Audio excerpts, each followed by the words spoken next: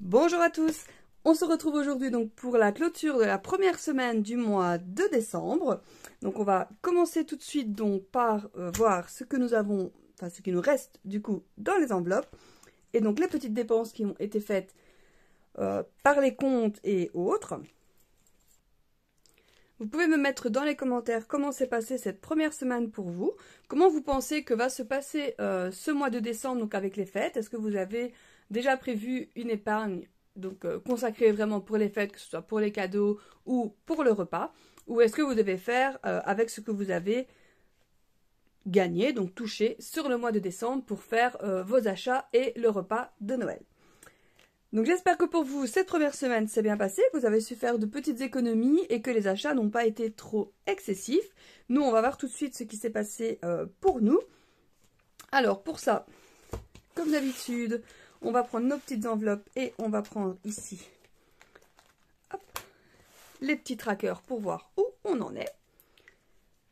Nous avons fait en semaine 1 un dépôt de 100 € et il ne reste absolument plus rien. Donc tout a été dépensé pour les courses. Donc en semaine 1, 100 € épargne, rien du tout. Comme ça c'est réglé. Au niveau des sorties, donc je ne sais pas si vous vous rappelez, nous avons mis 80 € que j'ai dit que je prenais avec moi et qu'on verrait comment ça se passe pour le mois. Et voilà, en fonction de comment on dépense ce qui restera pour le reste du mois, eh bien, je peux vous dire que je les ai pris avec moi et qu'il ne reste plus rien. Parce que j'ai fait une sortie avec ma cousine pour son anniversaire. Et donc ben voilà, c'est moi qui ai payé la sortie. Donc nous sommes sortis à deux. Puis nous avons été manger. Et ensuite nous avons ramené un petit dessert à la maison pour manger tous ensemble. Et donc il ne reste plus rien des 80 €. Il y a aussi une partie, je crois, à peu près 10 € que j'ai pris pour faire les courses. Mais bon, comme je ne me souviens plus, je ne vais pas le noter en course. Je vais vraiment le noter en dépenses sorties. Donc 80 €, épargne 0. Et il ne reste donc plus rien, en tout cas dans l'enveloppe. Donc on verra comment va se passer le reste du mois. Bon, en toute logique, il reste la semaine prochaine, enfin ici ce week-end. Et après, c'est 2 week-ends de fête. Donc on n'est pas censé faire de sorties plus excessives que ces fêtes-là. Hormis qu'on a encore 3 anniversaires, je crois. Donc voilà. Le foot, rien du tout. Donc on n'a pas eu de dépenses, on n'a pas eu de foot. Mais il n'y a pas d'épargne parce que je garde les 20 € pour faire tout le mois. Et on verra en fin de mois s'il reste quelque chose à mettre en épargne pour le foot. Voilà, ce mois-ci, étant donné que je vous avais expliqué que c'était un petit peu plus ric-rac au niveau des rentrées et des dépenses, je préfère fonctionner comme ça que de faire de fausses épargnes et de piocher plus sur le compte. Coiffeurs, ils n'y ont pas encore été, donc il n'y a rien. Les animaux, c'était donc les 40 € de ce qui restait du mois passé. Et il reste 2,65 €, si je ne dis pas de bêtises. Oui, il reste 2,65 €. Donc, l'épargne, la seule.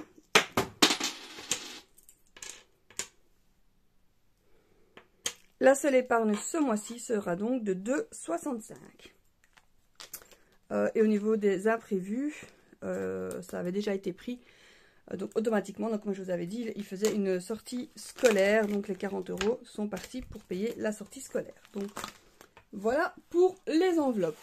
Je vais donc écrire, c'est ici, directement la petite épargne, donc qui n'est pas énorme, hein, qui est donc de 2,65 €.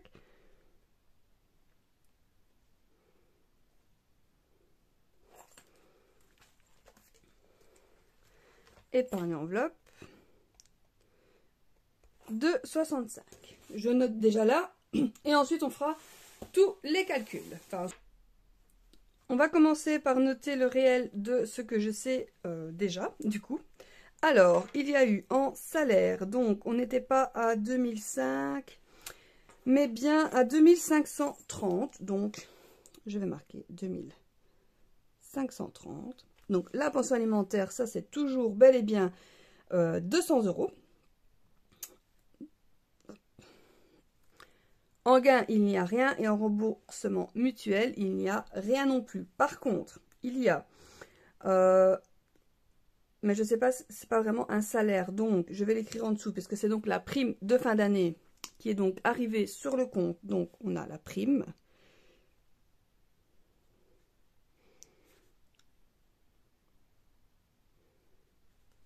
la prime de fin d'année qui est arrivée, qui est donc de 1840. Je vais donc l'écrire ici, 1800.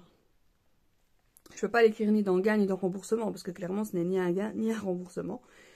Et en fait, on a mis automatiquement cette prime en épargne. Donc, je vais l'écrire, mais... Oui, je vais l'écrire, et si jamais on va repiocher, bah, je ferai des moins, comme j'ai fait les fois d'avant. Donc, des primes de fin d'année. Alors, je vous avoue que j'ai arrondi, j'ai pas mis 1840 de côté, j'ai mis 1800. Et du coup, on s'est dit avec mon mari, comme on mettait la somme totale de la prime de fin d'année, qu'on ne mettrait pas les frais annuels. L'un dans l'autre, vous allez me dire, c'est la même chose, on aurait gardé un peu plus. Donc, on s'est dit, en fait, on prend la prime de fin d'année, on la met de côté, et on garde le salaire vraiment, cette fois-ci, pour payer tout ce qu'il y a à payer ici, en fait. Alors, ici, ça a bien été retiré, donc je peux l'écrire. Je vais donc, c'est noté directement, au niveau des épargnes fixes, nous avons donc, là, je vais uniquement noter les 40, parce qu'on parle bien d'épargne fixe. Je vais noter que les 40 et je noterai le total des épargnes en fin de mois. Puisque là, du coup, je vais tout simplement, même dans les rentrées, je ne vais pas calculer la prime de fin d'année parce que ça fera un plus et un moins. Donc, je ne vais juste pas le compter. Alors, nous allons compter maintenant le total des rentrées donc pour cette première semaine. Donc, sans la prime de fin d'année, bien sûr. Donc, il y a le salaire et la pension alimentaire. Donc, on est sur un total de 2730 €. Les charges, je calculerai après. Les dépenses banque contact également. Le total du retrait banque, j'ai donc retiré 600 et pas les 1100 comme d'habitude. J'ai donc enlevé 600. Et normalement, on pense rester comme ça, en tout cas pour ce mois-ci, vu que c'est un petit peu plus serré. Et ça devrait le faire normalement. Donc, en dépôt enveloppe, 600. Dépenses enveloppe, nous avons donc dépensé 100 € en course, 80 en sortie, ça fait donc 180. On a donc dépensé 180 en sortie, parce que les 40, je ne les compte pas, puisque ce sont les 40 € des animaux du mois passé. Donc ça, ils ne sont pas comptés. Donc, les dépenses enveloppe, nous avons donc dépensé 180. Et donc, je ne vais pas calculer l'épargne, puisque l'épargne est sur les 40 €. Donc, cette fois-ci, ce sera 600 moins 180. Il reste donc en épargne, en reste enveloppe, 420 €, puisqu'il reste 20, pardon, dans le foot. Il reste 60 dans le coiffeur.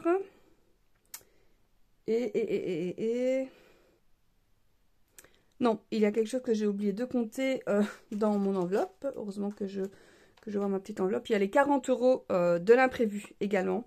Donc, on n'a pas dépensé 120 en enveloppe, mais bien 220. Donc, pas 180, mais 220. Je crois que je ne ferai pas une seule semaine, ou du moins un seul mois, sans faire de rature sur mes feuilles. Il reste donc 380. Voilà, et là on est juste puisqu'il reste 20 en foot, 60 au niveau du coiffeur et 300 au niveau de l'alimentation. Donc la petite épargne, là c'est du supplément puisque c'est au niveau des animaux. Hein. Là-dessus, on est bien d'accord. Alors, maintenant nous allons calculer tout ce qui a été payé au niveau des charges. Alors ici, j'ai compté vraiment, la semaine a vraiment commencé le 1 pour tous les frais banque contact. Donc comme j'avais expliqué, j'ai clôturé lundi pour l'espèce, mais le banque contact, je le calcule au niveau des frais dès que le salaire tombe. Et que donc c'est pour ça que je l'avais clôturé mercredi passé. Donc on est sur un peu plus d'une semaine réelle ici pour le banque contact. Mais pour moi, ce sera la semaine 1 pour tout ce qui est frais de charge. Alors, ce qui a déjà été comptabilisé, il y a eu les 2 prêts qui se sont retirés.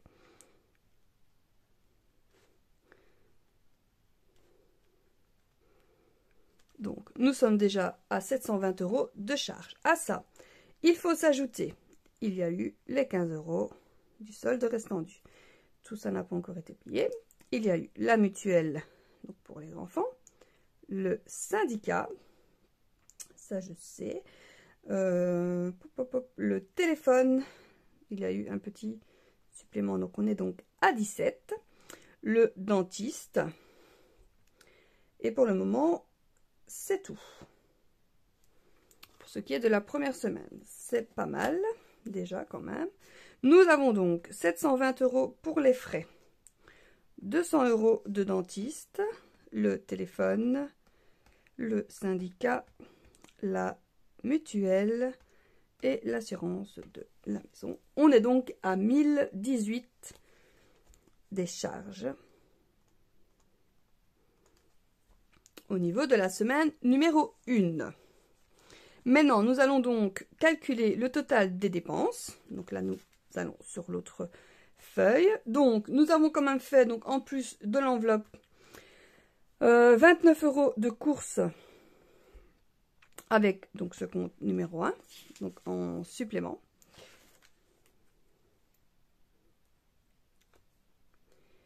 Et tout ceci en achat ou en dépenses.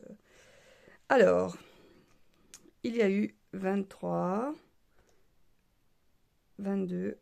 Donc ça, c'est des vêtements de ski que nous avons achetés, mais donc du coup d'occasion. On a vraiment fait une belle affaire.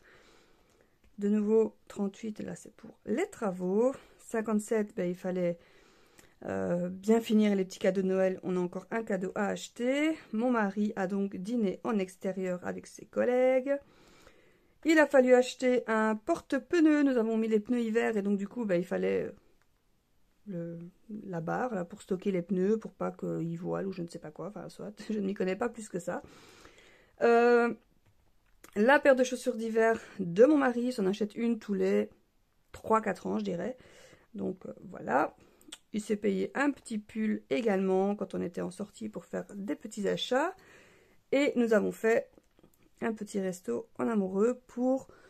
Enfin, tous les ans, à l'anniversaire de notre rencontre, nous allons au restaurant. Et ça, voilà, on n'y déroge pas, peu importe le budget, on va dire, on y va.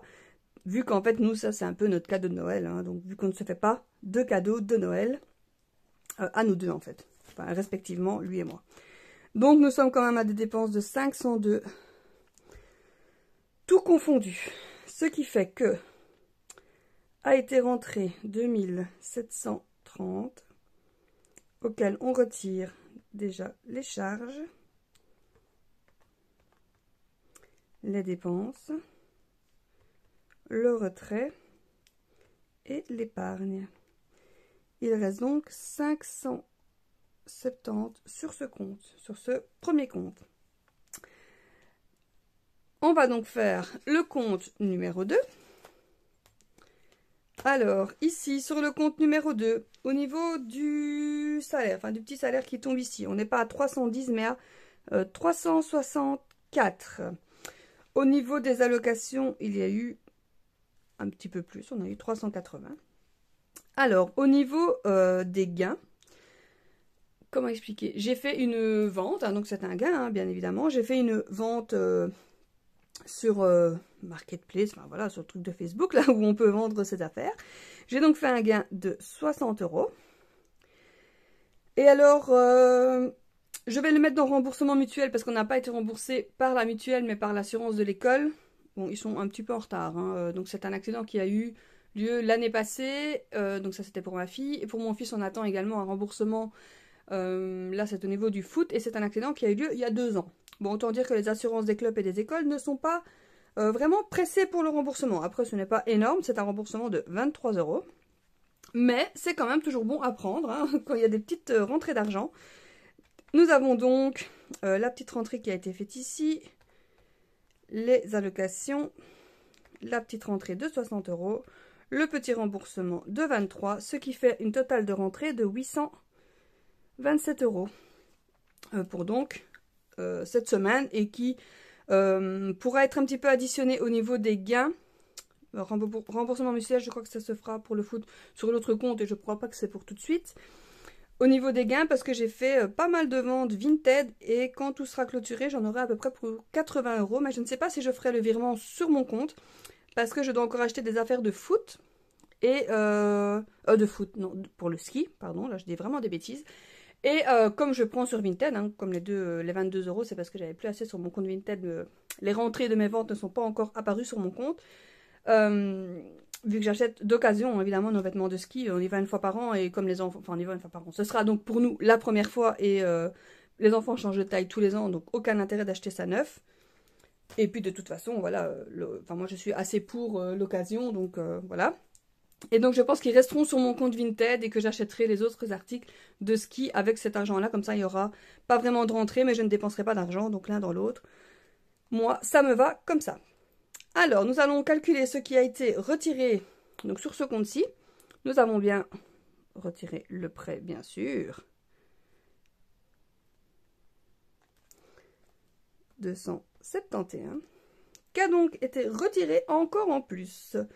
Il y a eu bien sûr la mutuelle, le syndicat, Disney Plus avec Splits, hein, pour celui qui se souvient que je passe donc maintenant par eux. Donc ça, c'est ce qui a été payé ici. Donc, plus 34 et plus 13. Et ici, toutes les petites épargnes ont été faites sur chacun des comptes. Donc ça, je peux l'additionner. Et donc, ajouter les 70. Donc, au niveau des charges, ça fait 318. Au niveau de l'épargne fixe, c'est donc les 70 € qui ont été faits. Retrait banque, il n'y en a pas eu. Donc ça, je ne dois pas l'écrire. Alors, qu'y a-t-il eu au niveau des charges pour ce petit compte? J'ai passé les feuilles parce que je sais qu'il y a aussi ici. Nous avons du diesel qui a donc été mis. Ça fait 74. Une petite course, encore une fois, chez Lidl de 11 €. Et alors ici, c'est pas grand-chose. C'est 5,50. Voilà. C'est deux petites choses qui ont été achetées chez AliExpress. Je ne saurais même plus vous dire ce que c'est. À mon avis, des petits gadgets pour 5,50 €. Je ne sais pas sur la bonne feuille. Hop là. Voilà. Ce qui fait un total de dépenses banque contact de 90,50 € et je vais l'arrondir à 91. C'est beaucoup plus simple au niveau des calculs. Alors ici, j'avais compté déjà un diesel de 50. J'ai fait déjà un plein de plus de 70 €. Donc évidemment, on sera un petit peu plus haut. Mais bon, voilà, il y a d'autres choses. Au final, ici, l'école, les 40 € a été retirés dans les enveloppes. Et donc pas sur ce compte-ci, donc l'un dans l'autre. C'est pas très grave, nous, pour nous, ça ne change rien de savoir de quel compte ça se retire. C'est exactement pareil. Nous avons donc eu des rentrées pour 827, auxquelles se déduit les charges fixes de 318, des achats de banque et évidemment l'épargne. Il reste en banque 348 €. Voilà donc pour... Voilà donc le petit résumé de notre première semaine. Donc encore une fois, ce compte-ci, on va dire qu'on reste plus ou moins fixe, on va dire, au niveau des dépenses. Hein. Il y a vraiment eu ici le diesel qui a fait, voilà, 70, je ne sais même plus combien, 70, 74 de diesel. Donc évidemment qui fait monter hein, les dépenses en carte. Et sur l'autre compte, il y a beaucoup de dépenses. Mais bon, on a déjà eu notre sortie en amoureux et une paire de chaussures d'hiver pour mon mari, donc les Geox, à 118 €, à 112 €, qui fait donc déjà deux grosses sommes en paiement par carte. Mais bon, comme je dis toujours, il faut quand même un petit peu se faire plaisir. Surtout qu'il s'est dit que voilà, ici il en avait besoin, il voulait une paire un petit peu plus chaude et fourrée. Donc il s'est fait plaisir de se la prendre et il a bien raison parce qu'il est celui d'entre nous qui s'achète le moins d'affaires. Enfin, je fais aussi partie de ceux qui s'achètent le moins parce que, pour vous dire sincèrement, ça ne m'intéresse pas plus que ça. Je ne trouve de toute façon jamais rien qui me plaît dans les magasins. Donc on va dire que pour moi c'est assez vite réglé, hein, puisque voilà. Et puis je vais pas dire anti-consommation, mais voilà, enfin je ne sais pas, je n'arrive pas à... J'arrive toujours à me dire, voilà, j'ai pas besoin, c'est pas grave, on peut faire sans. Voilà quoi. Enfin, pour le moment, je vis bien avec ce que j'ai, donc pourquoi acheter plus? Voilà, c'est un petit peu ma philosophie. Vous allez me dire, pas plus mal, hein, pour les comptes, on va dire, c'est plus sympa, hein, puisque du coup, je dépense beaucoup moins d'argent. Alors, pour nos petites enveloppes, donc au niveau des animaux, il n'y a plus rien. Au niveau des sorties, il n'y a plus rien, donc je rajoute plus rien dedans.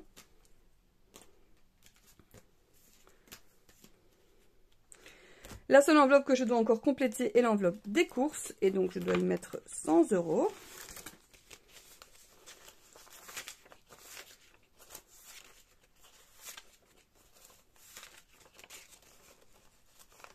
Voilà, il reste donc une semaine et 2 semaines.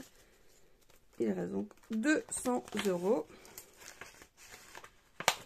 Je vais donc prendre des petits billets de 20 pour cette semaine et ça ne me dérange absolument pas.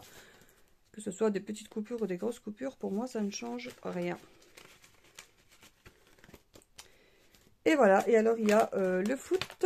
Là je crois que je vais prendre du coup tout ce qu'il y a et le mettre automatiquement dans mon portefeuille.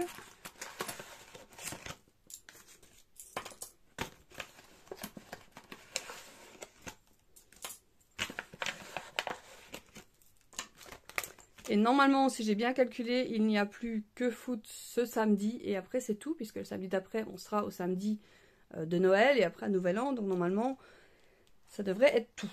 Bon, j'espère, parce que là, comme j'avais dit déjà la fois passée, il commence à faire froid. Donc on aimerait bien qu'un petit peu le foot, ici, la trêve arrive. Parce que pour nous, quand on est dehors, il fait évidemment assez froid.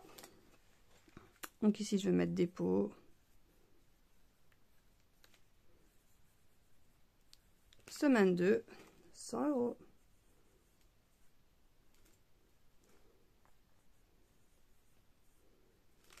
Hop là. Et voilà, donc le remplissage pour cette semaine a été rapide puisque nous avons plus que l'enveloppe course à remplir. Alors il nous reste encore un cadeau ou deux de Noël à acheter. Je crois plus que un ou deux, oui.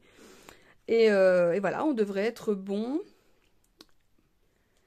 Voilà, donc j'espère que pour vous, cette semaine, c'est bien passé, que ça se passera bien, évidemment, pour la suite, que vous allez passer de bonnes fêtes. Je sais pas si, enfin, je suppose que vous savez déjà ce que vous allez faire, si vous restez en famille, entre amis, si vous invitez des gens, si vous allez chez des gens. Vous pouvez me dire en commentaire, j'aime bien un peu savoir pour les fêtes ce que font les gens. Pour tout vous dire, nous allons passer le 24 chez une amie, avec donc du coup les enfants.